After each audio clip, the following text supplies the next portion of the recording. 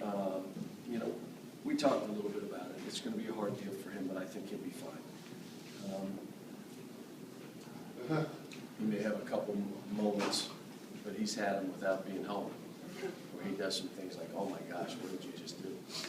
So I don't think it's going to affect him. I just told him, you got to keep your head focused on our team, but it's hard.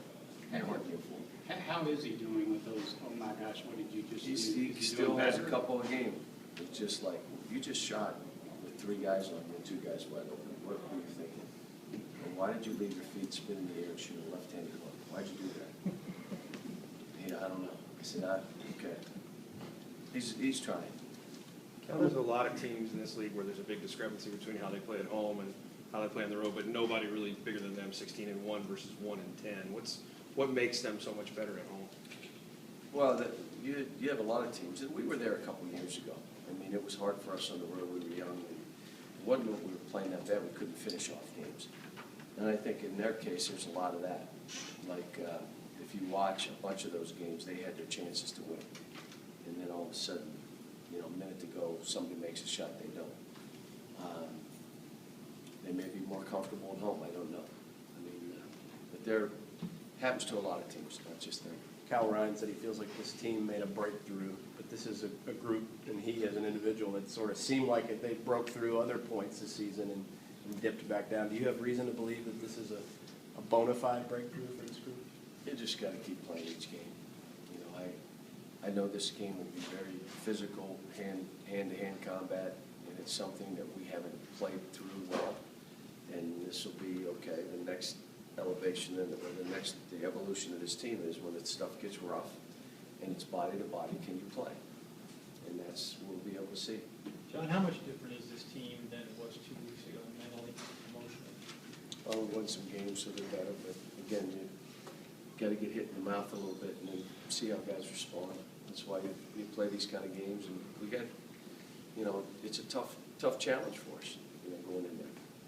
How much is it on your guards to play well against that kind of pressure? Our guards, it doesn't matter who we play. I mean, in college basketball, guard play probably dictates where your team is going. So, you know, our guards have played better. We have played better. This will be an environment where they'll, you know, be able to see what they're about. You guys have handled full court pressure reasonably well. Will they do a lot of it, you expect? Yeah. They again, they get up in you and they're, you know, they'll run at you and they'll trap it different. They're more, I don't want to use the term helter-skelter, but there's no rhyme or reason sometimes why they're trapping or why they're switching or what they're doing. It's trying to speed up the game and trying to be aggressive. So you got to play with instincts more. And historically, our teams have been fine doing that. We'll see in this environment how we do. Julia said that the new open offense was in large part that, until grinded out time comes, that, you know, you sort of give the guards more freedom to make plays. How accurate? That's true. We try to put more on their shoulders. What you don't want is you don't want any excuses, no cop-outs. Now, what do you say now? You just got to have those guys take responsibility. Then the other side of it is have the team hold each other accountable, which is beginning to happen.